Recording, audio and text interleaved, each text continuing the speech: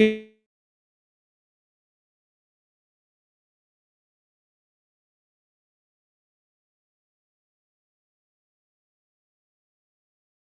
Oh.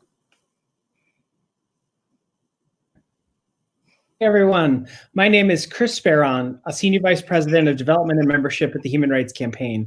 We're thrilled to welcome all of you to HRC's post-election town hall. We have a terrific panel of people for you to hear from this evening, and we're thrilled to welcome all of you. Hi, everyone. I'm Maya Rao. I'm HRC's Development Director. Tonight, we're joined by HRC President Alphonso David and some of our incredible political staff to talk about what we know and where we go from here. So we actually, because we have such a jam-packed schedule, we're going to get right underway. So first, I want to introduce Alphonso David.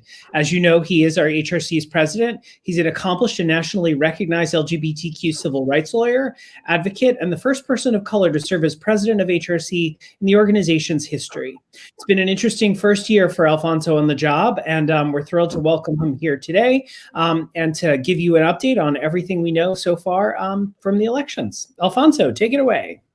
Thank you so much, Chris. Thank you, Maya. Hello, everyone. Thank you for joining us this evening. This has certainly been a long week for all of us so far. And although we already have a lot to celebrate, I know that many of us hope that we would be here with more definitive outcomes on the presidential election. But what we have seen so far is not unexpected. We knew that we would have a record-breaking number of votes that would be cast. We knew that those votes could not be counted in the span of one night or two nights. We also knew that it was likely going to come down to a few key states, which is why the Human Rights Campaign has made historic investments in priority states from the very beginning. We also knew that if the election did not go Donald Trump's way, he was going to make reckless and baseless claims of fraud and try to stop the votes from being counted. And that is precisely what is happening. But the basis of our democracy is that we pick our leaders. Our leaders don't choose themselves. Election officials are taking the time to count every vote and get it right. Now we must stay patient and vigilant. Adequate time is necessary to make sure that the voice of the people is heard and that we shape the democracy that we deserve. In the meantime, we have to keep the faith, as Joe Biden reiterated a few days ago. We have a clear path to victory. With Joe Biden projected to win both Michigan and Wisconsin, he has multiple paths to secure 270 electoral votes. Right now, Vice President Biden has more votes for president than anyone has in American history. We also have to remember that there is a blue shift that is happening. Mail-in votes are being counted, largely cast by voters who expect to support equality. Every hour that passes, Joe Biden gains ground, and the margin of total votes is going to grow. When all the votes come in, we're confident that Joe Biden will be elected president. With respect to the United States Senate, we're continuing to monitor. John Hickenlooper and Mark Kelly both won their races, flipping 2 critical seats. And with Gary Peters in Michigan winning his seat, there is a path to a working majority in the Senate. In all likelihood, this will come down to runoff races in Georgia, which means we're going to have to keep up our work. In the House of Representatives, we have retained a crucial pro-equality majority. We've also re-elected some of our greatest openly LGBTQ champions in Congress, including Chris Pappas, Sharice Davis, and Andrew Craig. And we saw crucial trailblazing wins in Congress as well. Richie Torres became the first openly gay Afro-Latino in Congress. And Mondaire Jones has become the first openly gay Black person in Congress. With their wins, we have the largest, most diverse LGBTQ caucus in our history. We will now have a more inclusive Congress, one that better reflects our diversity and better protects our interests. Richie Torres and Mondaire Jones' victories also help young LGBTQ people of color feel that they have a future in our democracy and politics. In the States, we also celebrate history-making victories, including Sarah Mcbride, HRC's own Sarah Mcbride. Sarah brings the kind of leadership to our nation that we need. She's brilliant, compassionate, and committed to making life better for the people she serves. We're also proud to be a part of this chapter of her journey, and we know that she's going to have many, many more amazing chapters ahead. With respect to referendums, we also have successes. The Nevada question referendum, for example, passed with widespread support, and this now enshrines marriage equality in Nevada's constitution. These wins, and so many others, are a testament to the work of this organization and the work of our partners. We have secured crucial pro-equality wins up and down the ballot, and we look forward towards good news coming over the next few days and hours. As we wait for that news, I also want to acknowledge there's hurt and disappointment that many people have experienced. After all that we've seen from Donald Trump and his cadre of lieutenants, from the failure to acknowledge and address racial injustice, to the ineptitude in addressing COVID-19, which has taken more than 225,000 or more lives, to blatant homophobia and transphobia reflected in their policies, to the negligence in managing the economy. It is both heartbreaking and infuriating for some to know that people in this country will still vote in the way that they did. But we also have to remember that we are in the business of cultural change, and cultural change is never easy. We are here today because generations before us fought and sacrificed for us to get here. For me, as a Black man, for me, as a gay man, for me, as an immigrant, for all of us, with all of our identities. It has been a struggle to get us here, and it is our struggle to carry forward, not just for one election, but for our chapter in history. We are in this business of transformational change, dismantling brick by brick the systems of oppression that have existed since before the founding of this nation. There is more work for us to do, and that was true before this election, and it will be true after this election. It is urgent, life-saving work that will continue that we will continue to do together. You know, Nelson Mandela once said that change always seems impossible until it is done. We have accomplished in this election change that was once deemed impossible. With the likely election of Kamala Harris, with the victories of Sarah Mcbride, Mondaire Jones, Richie Torres, and so many others, our shared power is breaking down barriers. I believe without our unity, our resistance, our resilience, we will continue to create the change that our community and our country needs. Right now, today, we should remain focused on ensuring that every single vote is counted. That is what we are doing at the Human Rights Campaign and working with all of our coalition partners around the country. I want to thank each and every one of you for your incredible support in this election cycle. Thank you for your time, your energy, your effort, your passion, and your engagement. And I also want to especially thank our volunteer leaders who have invested so much time and energy in this election cycle. You may have heard this statistic before, but it bears repeating. Our volunteers worked over 29,000 hours. That statistic is incredible. That's 24 hours a day, 7 days a week, and that adds up to a total of more than 3 years of volunteer contact. I believe that because of you and because of this organization, we are on the cusp of formally electing the most pro-equality presidential ticket ever, and quite literally saving our democracy. But as we wait for the final tallies, I want you to know that you have helped us make history, and you have helped us create the path to future victories. Thank you again for your commitment and your support and your patience. And now I will turn it back over to Chris and to Maya. And before I do that, I want to just take a moment of personal privilege and thank Jody Winterhoff and her entire team for what they've done over the past few months and over the past few years to get us to where we are in terms of our electoral work. And with that, I will turn it back over to Chris and Maya. Thanks so much, Alphonso. And we will see you back here shortly for our Q&A. And now I'd like to introduce Jody Winterhoff. Jody is our Senior Vice President of Policy and Political Affairs. And joining her is Jeff Witrowski, our National Campaign Director, and also our HRC Michigan State Director, Amrita Venkataraman. And I'm not sure anyone on this team has gotten much sleep. So we are thrilled you're joining us here today to share what you know. So I'll hand it off to you first, Jody.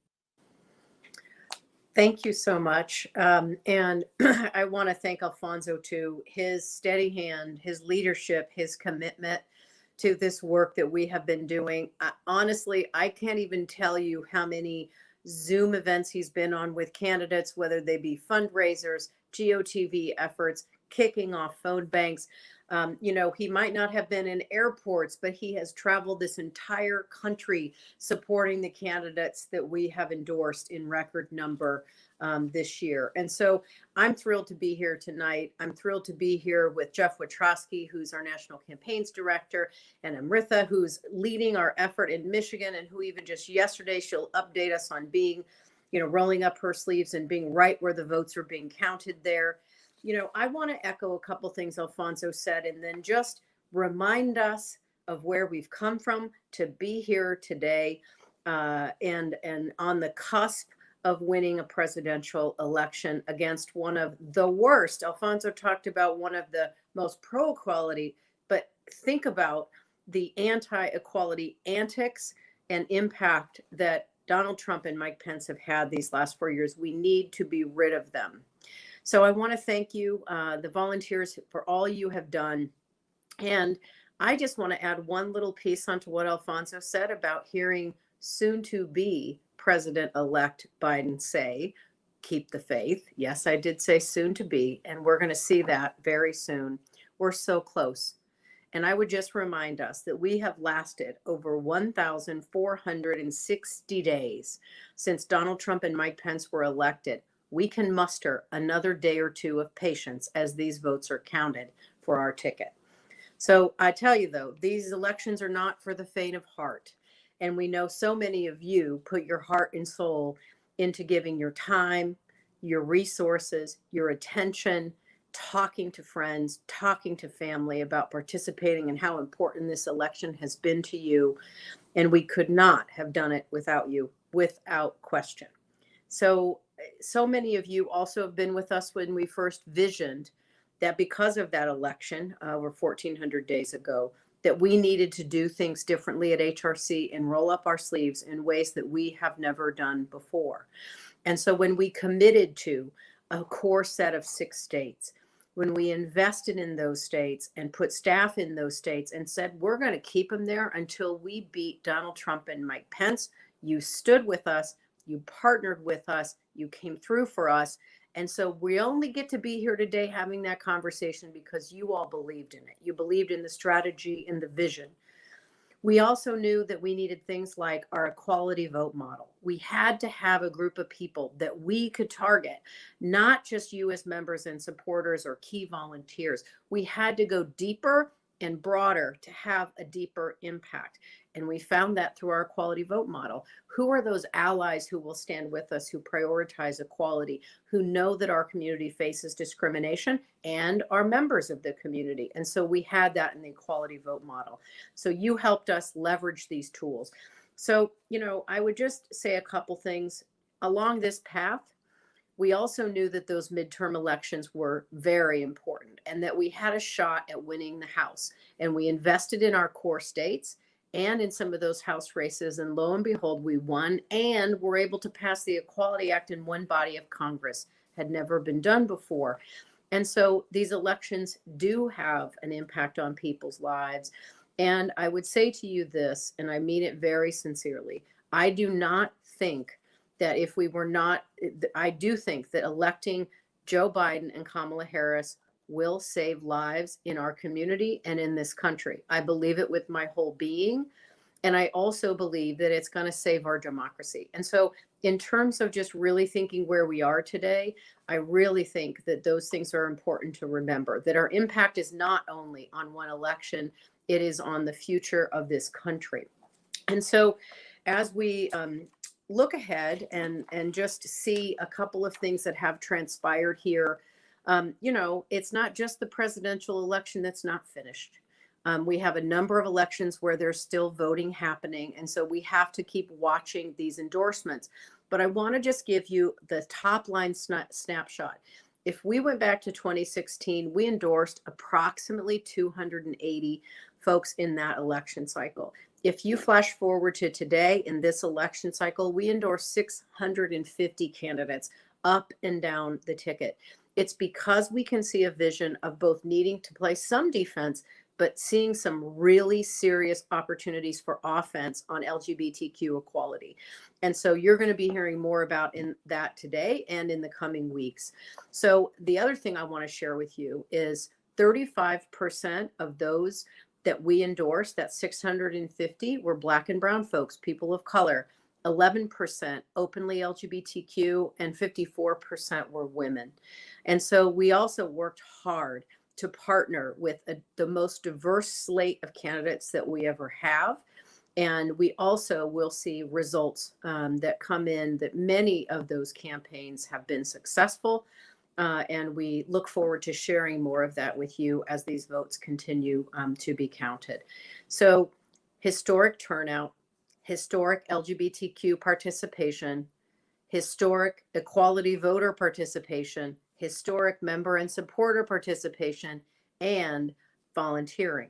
And we thank you for all of that. And just one last thing I'm going to leave you with, just so you wouldn't think I wasn't the organizer that I have claimed to be for all these years. We now have 2 races in Georgia that are going to run off. And we will be present for those races. We will work with our steering committee and our volunteers in Georgia. And we will ask many of you to join us across the country in those efforts. That election is January 5th. Mark your calendar. I do want you to take some time off for the holidays with your family and friends.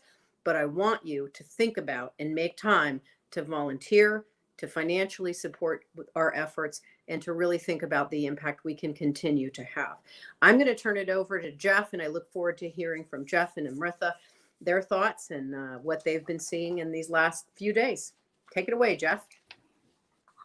Thanks, Jody. I just wanted to start first by just giving you a little bit of a glimpse into how we're viewing the presidential race. And let me just start by saying that Vice President Biden is in a very strong position.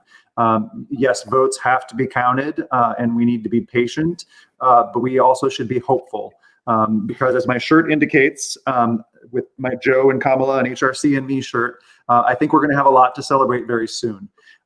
Joe Biden is closing in on a 4 million popular vote lead. And by the way, I would just note that Donald Trump is the only president in American history to lose the popular vote twice. The majority of Americans have never supported him. But Biden needs 17 more electoral votes out of Nevada, Arizona, Georgia, and Pennsylvania. Nevada, with its 6 electoral votes, Biden is currently up by about 12,000 votes, and his margin grew a little bit earlier today. We expect that that will continue in the coming days. Arizona has 11 electoral votes. Biden is currently up by close to 70,000 votes, with about 400,000 ballots left to count. We have reason to believe that the ballots that are outstanding won't be enough to erase Biden's lead. In Georgia, with 16 electoral votes, Joe Biden has been climbing even today, and he is now down about 9,500 votes. And there are about 40,000 mail ballots left to count from some very pro-Biden parts of the state. So it's going to be very tight, but definitely doable for Joe Biden to flip Georgia as well. And then there's Pennsylvania, where Joe Biden is currently down by 78,000 votes with hundreds of thousands of mail ballots left to count.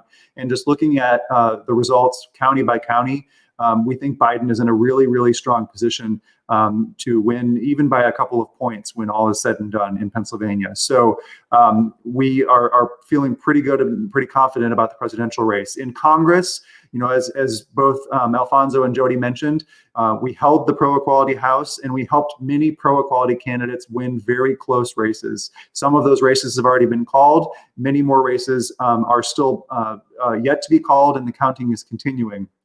In the Senate, we netted 1 seat so far, and as Jody mentioned, we have what's being called a double barrel runoff election in Georgia with 2 seats at stake and the entire control of the Senate at stake on January 5th in Georgia. So we're continuing to remain engaged, and we'll be fighting in Georgia to ensure we have a pro-equality majority in the Senate next year. I just want to briefly give you a little bit of a glimpse into the numbers that just really illustrate the commitment on the part of our HRC family to making this country a better, fairer, more just place. Together, we sent over 2.7 million person-to-person texts. Together, we had over 930,000 phone conversations with voters.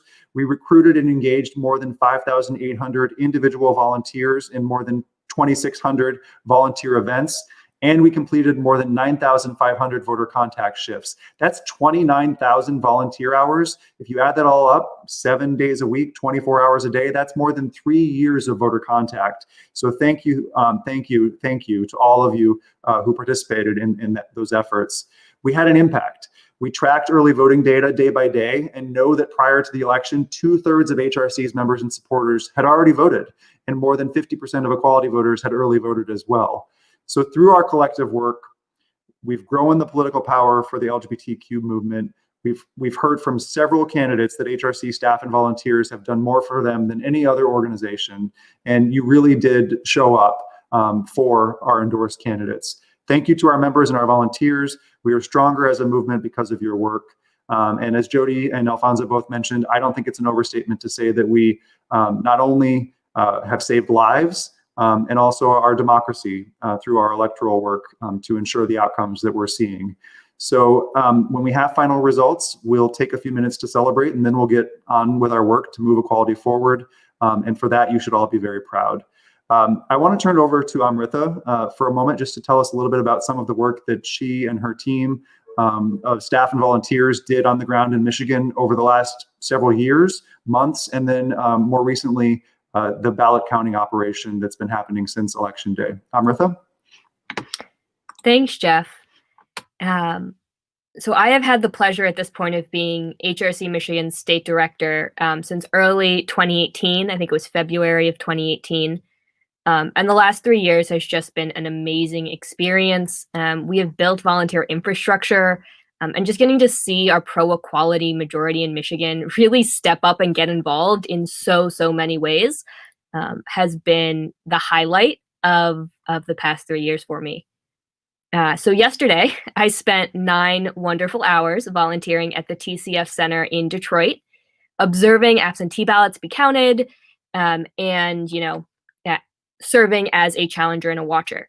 As soon as the call went out very late on Tuesday night that they needed volunteers, I knew that I was going to get my mask out and get to the TCF Center because we had been telling our members and supporters and our equality voters for a full year, like before the pandemic hit, that they should be voting before Election Day, voting absentee, and that it was super critical. And so for me, the election was in no way over until I made sure every one of those ballots was counted. And going into Election Day, we knew that the majority of our folks had already voted. 30,000 of our 46,000 HRC members and supporters in Michigan voted early, right? And we knew they had cast that ballot early because we have access to that data. Of our 1 million equality voters, 450,000, so almost half of those folks, we knew had requested an absentee ballot and had returned it. So in my mind, it was really important to make sure those ballots were getting counted. And I showed up at 6 a.m. at the TCF Center. Many of those poll workers had been counting through the night. And I was just blown away by their skills, by how well the setup was done in the room, and just the entire operation that was being done in this essentially like giant football room. The role of challengers and observers was really just to make sure the poll workers were doing their job diligently and with as little stress as possible. The thing that I honestly did the most while I was there was just make sure that there was maximum 3 people watching any table at one time. So that means there's 1 Democratic challenger, 1 Republican challenger, 1 independent challenger, and that we're not crowding the poll workers because there is still a pandemic and we want to make sure we're giving everyone the 6 feet that they need. And even when it got a little bit chaotic outside of the TCF Center, inside the room, it was pretty calm all day. Folks were doing their jobs and following the procedure that they knew how to do really well. So I felt very confident when I left, last night that every vote was going to get counted, that there was lots of transparency and professionalism in that room, and that our members and supporters and our quality voters' ballots got counted. We're thrilled that Michigan has been called for Vice President Biden and Senator Harris, and that we can count on seeing Gary Peters back in the U.S. Senate. And I know that all of my colleagues in states that are still curing their ballots or engaging in counting of ballots, Arizona, Nevada, Georgia, Pennsylvania, are doing the exact same thing I was doing yesterday, and they're really putting in the work. If there's anything that the last 3 years has shown me, it's that long-term organizing pays off. And we did something really, really big in Michigan over the past few years, and I can't wait to keep building on that momentum with everyone on this call.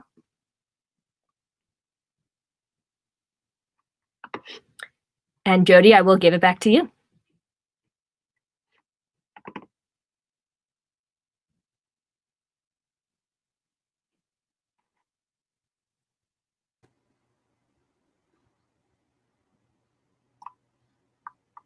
All right, Jeff. Hey, everyone. I think I'm going to now introduce my colleagues, Jason Starr and Sarah Warbler, who are going to tell us a little bit about some of the legal efforts that are underway as well.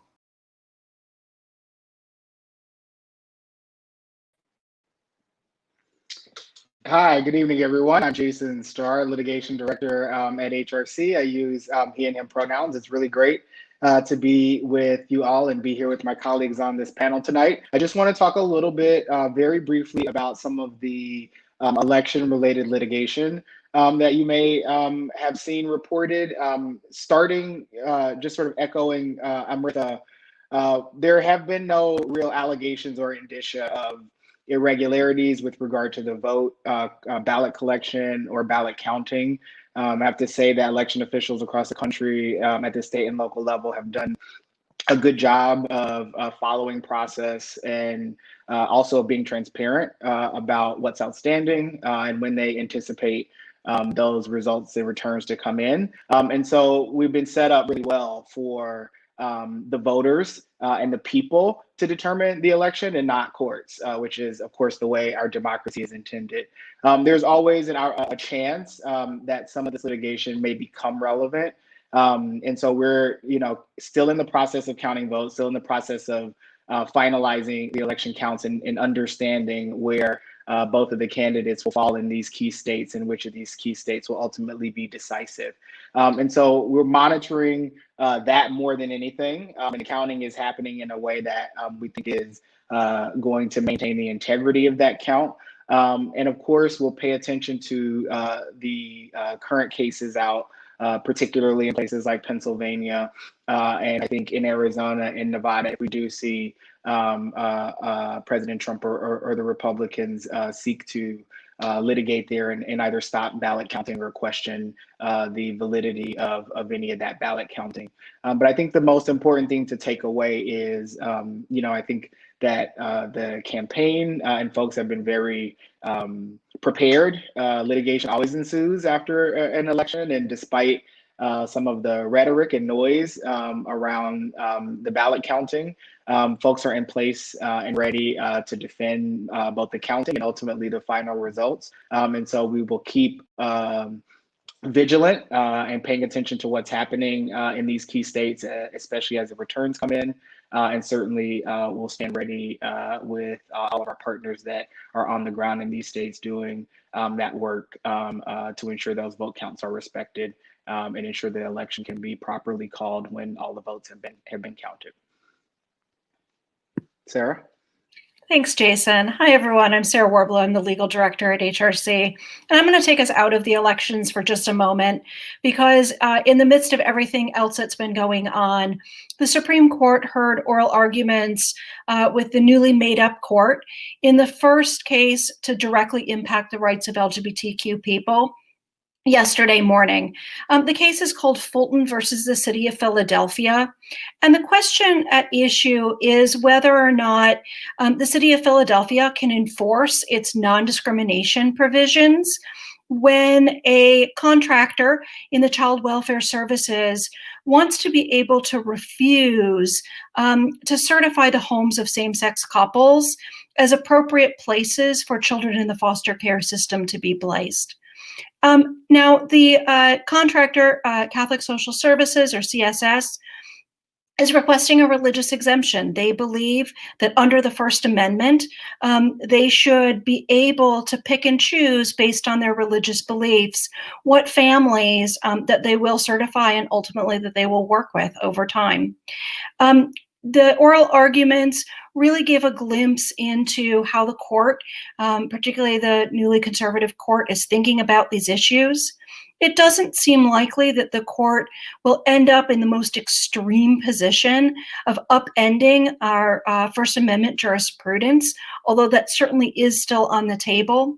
But they were also very sympathetic to CSS and really did not seem to hear the harms that happen not only to LGBTQ people, but to religious minorities and other groups when we allow for discrimination in the provision of government services.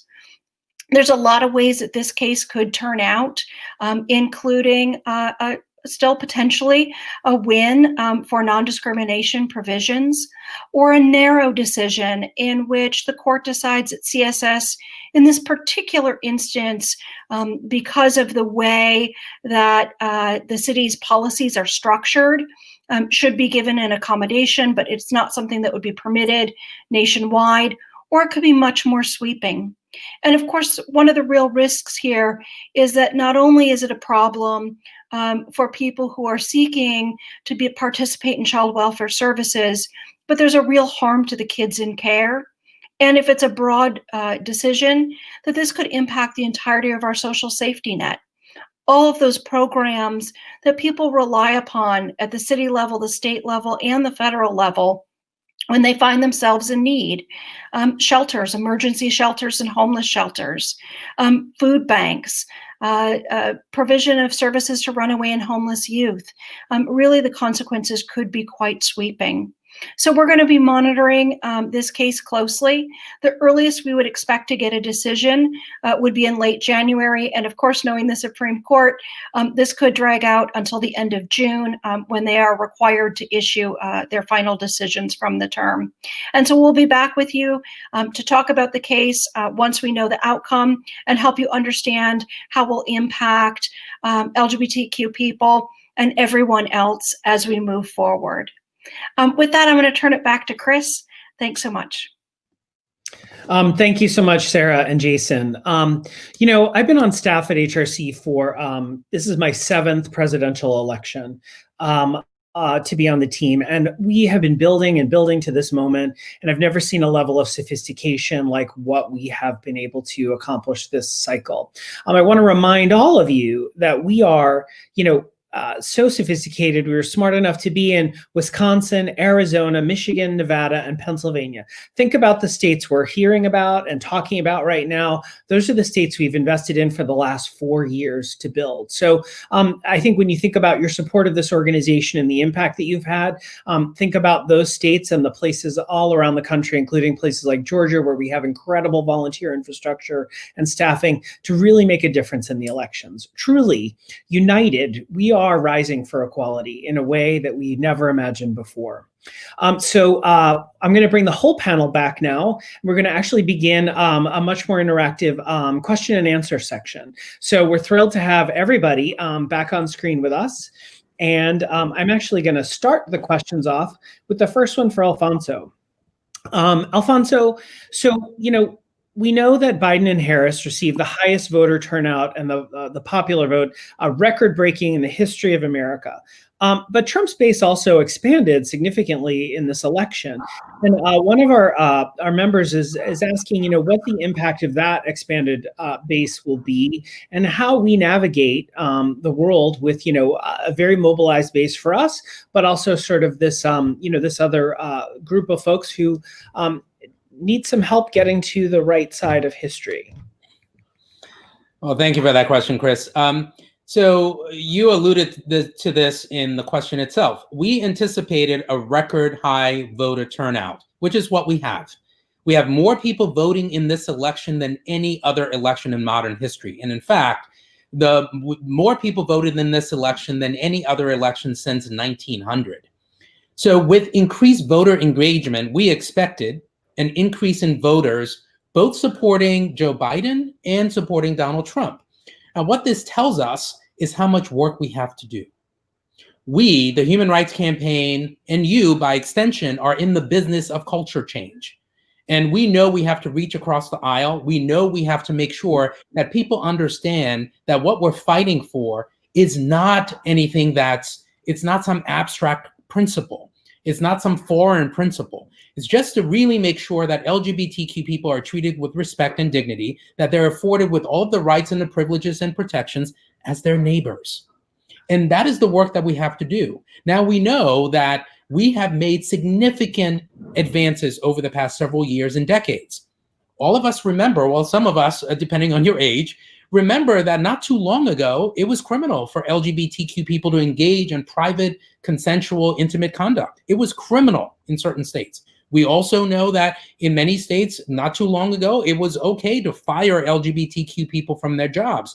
This is as recently as this year when the Supreme Court ruled that federal law actually protected LGBTQ people. Now, federal courts had said that for 20 years, but nevertheless, we have 29 states in this country where we don't have comprehensive protections.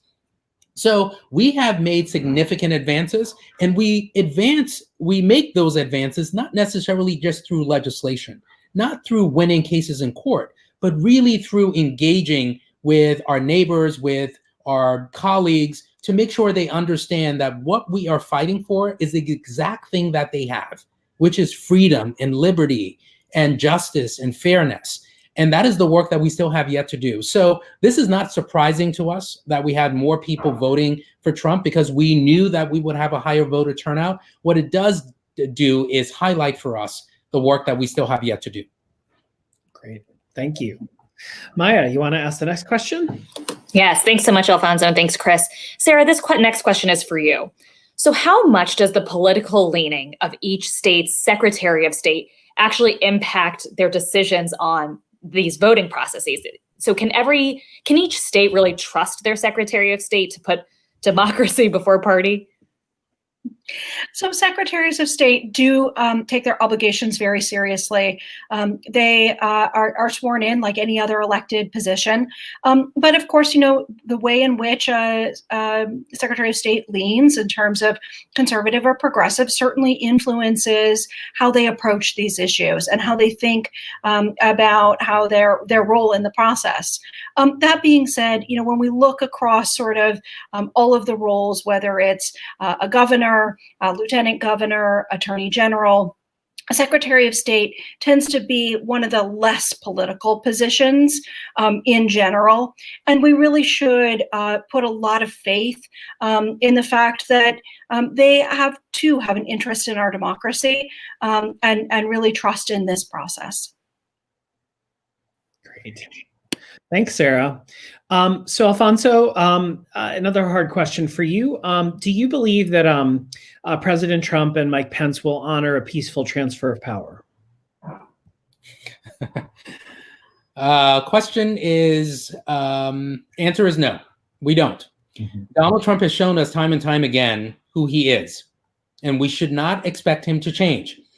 We expect him to continue to cast doubt on the legitimacy of this election and thus a Biden-Harris transition. However, despite the fact that we know what he's going to do, since 1964, presidential transitions have been governed by federal law via the Presidential Transition Act. So Congress placed almost all of the responsibility for the transfer of power and managing the transfer of power in the hands of career government employees within agencies.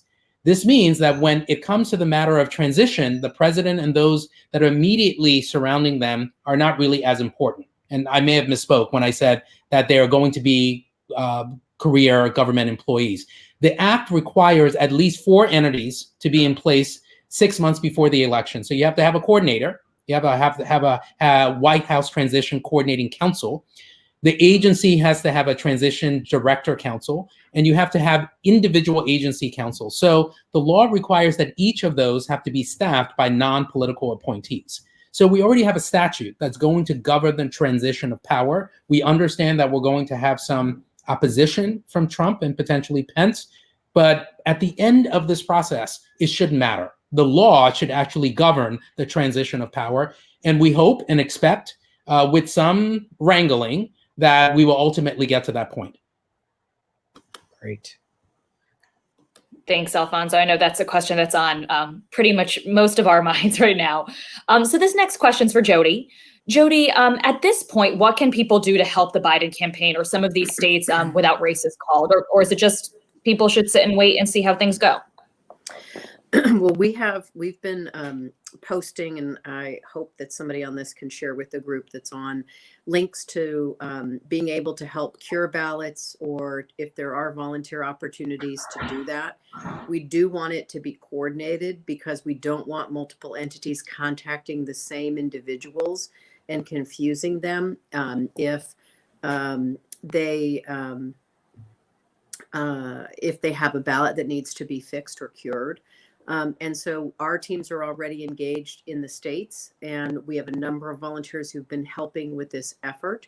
But I do believe it would be great for us to send out those links to this group that's joined tonight, because there definitely are things you can be doing to make sure the votes are counted and those who cast ballots get their votes counted. Great, Jody. We will send out a reminder for folks on how to actually do that. Thank you for bringing that up for us. Next question is for Jeff. Jeff, we know the equality voters, who we talk a lot about, are non-HRC members who we believe, through our very extensive research, are responsive to pro-LGBTQ messages, and actually, with hearing from us, will actually impact their sort of engagement through the elections. So we've been working this model for a couple of years. I wanted to see if you have any observations or learnings from this cycle about our equality voters, and what our folks watching today would want to know about them and the work that we've done with equality voters. Sure. Yeah. Thanks, Chris. So there are 57 million equality voters nationwide, and they are in every state and every district across the country. They are younger, they're more diverse in terms of race, and there are more women than men. We know that equality voters very much support pro-LGBTQ policies, everything from marriage equality to non-discrimination protections for LGBTQ people. We also know that equality voters do not care for Donald Trump at all. However, we also know that being anti-Trump is not enough to motivate the portion of equality voters that were at risk of not turning out in 2020. That was not enough to get them to the polls. And through a series of polls and focus groups that we did early this year and also in previous election cycles, we know that if you think about who equality voters are, younger people, people of color, and predominantly women, they also have felt under attack during the last 3.5 years of the Trump-Pence administration.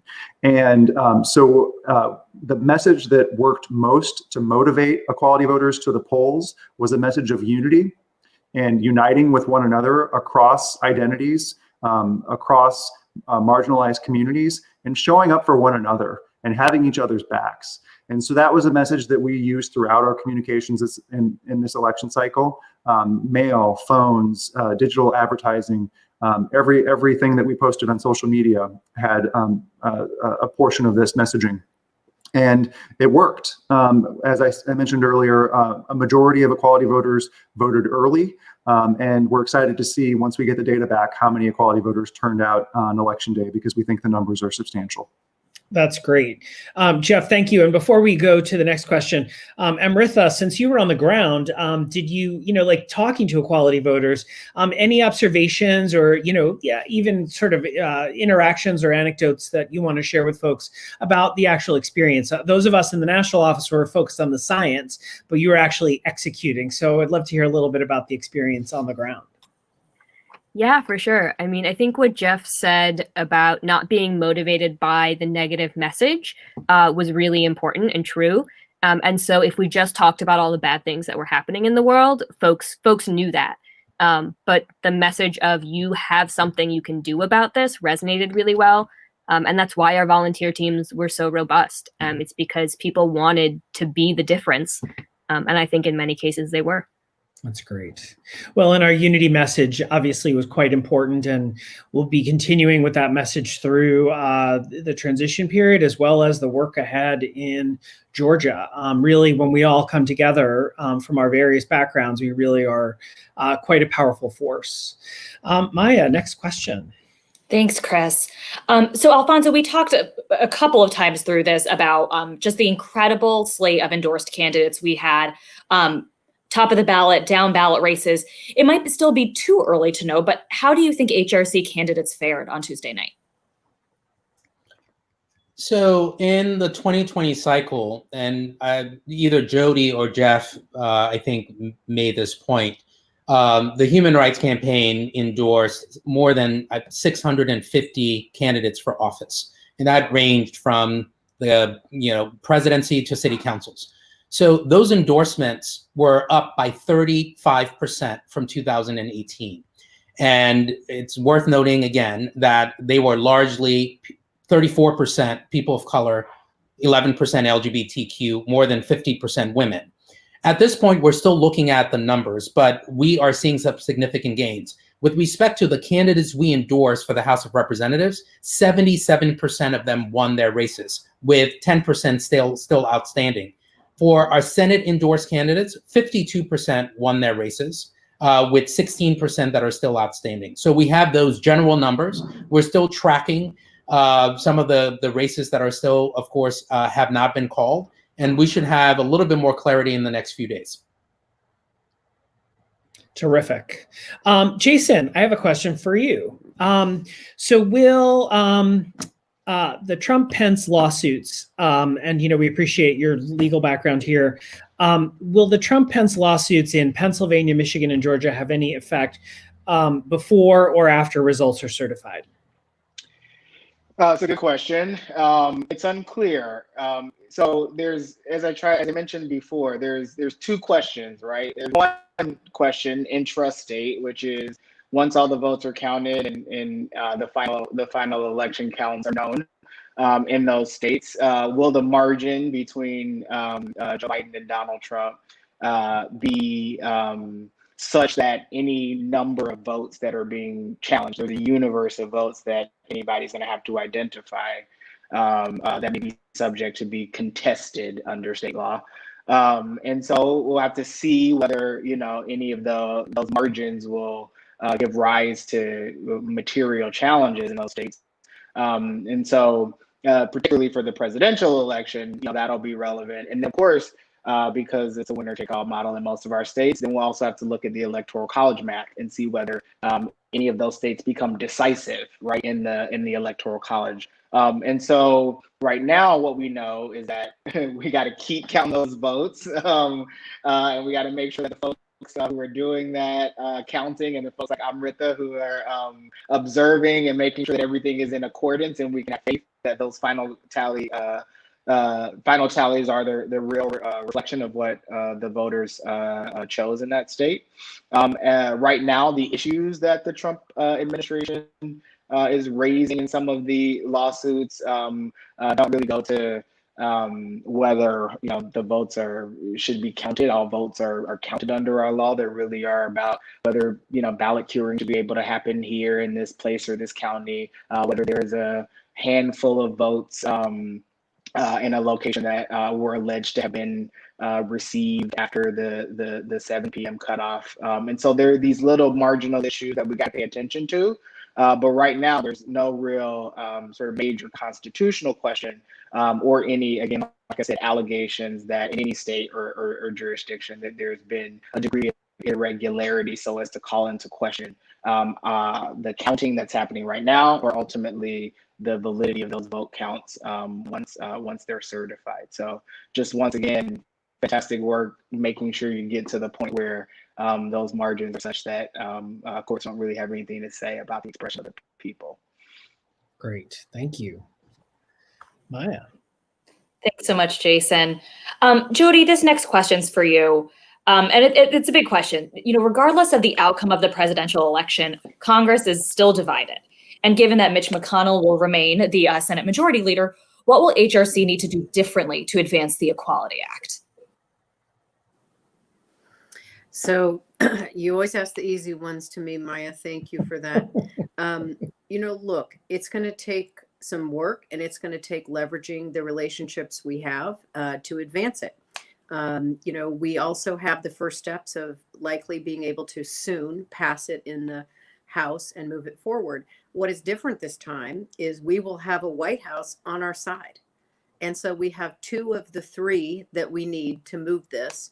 And we have an ability to put pressure on the Senate to move it. We have a number of strong pro-equality leaders in the Senate, and they're also very creative. And we are going to work hand in glove with them to keep this moving.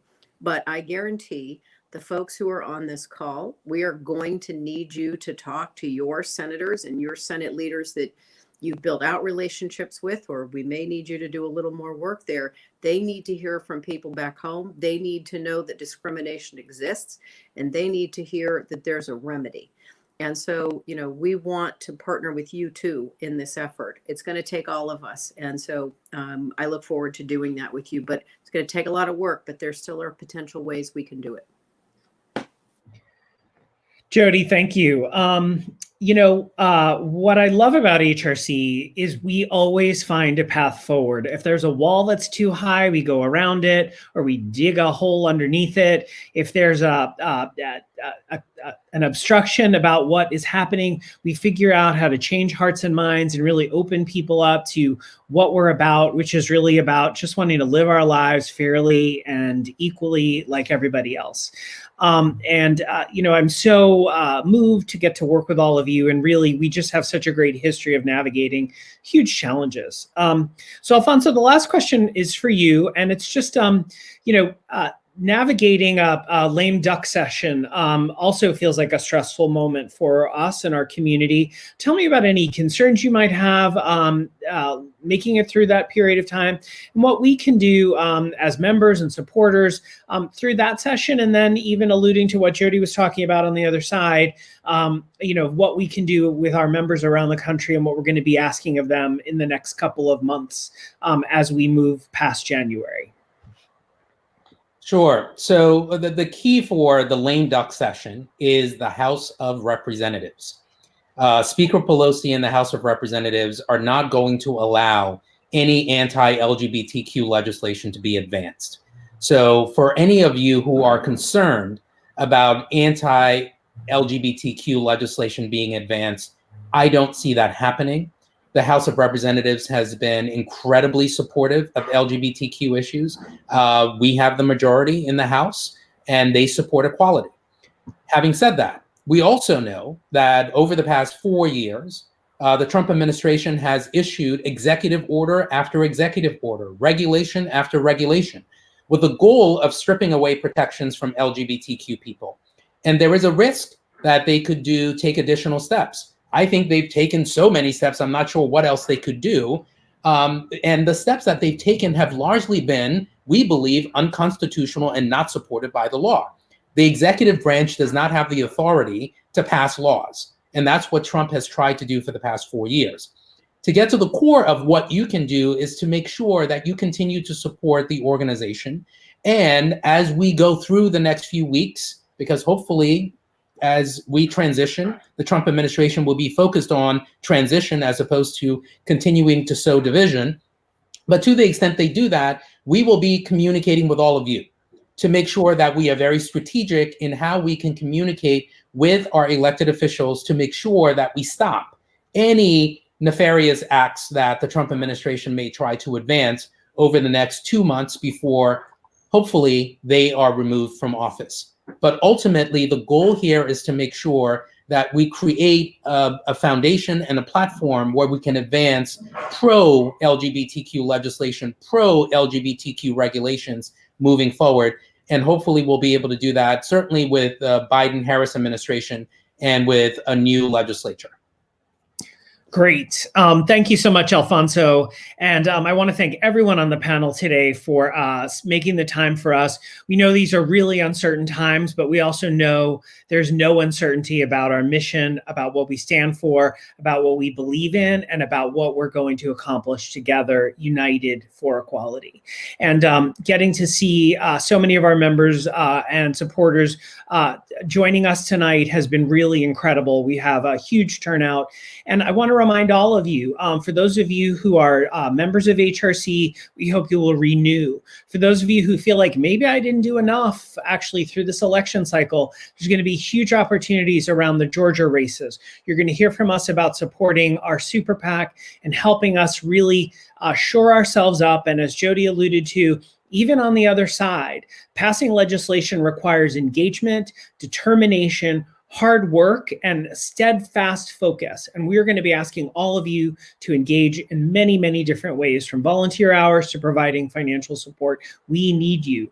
Actually, in a lot of ways, the work is just beginning. So with that, I want to thank all of you. Turn it back over to Maya to bring us home for the rest of the night. Thanks so much, Chris. And again, thank you to all of our amazing panelists. Everyone's working so hard right now. We really greatly appreciate all of them taking the time to be with us tonight. And of course, thank you for all that you're doing to support HRC through your generosity, your time, and your commitment. Truly, you all are the key to our successes, and there's so much to be done, as Chris said. So stay safe, stay engaged, and we know we'll be talking with you all soon. Thanks so much and have a great evening.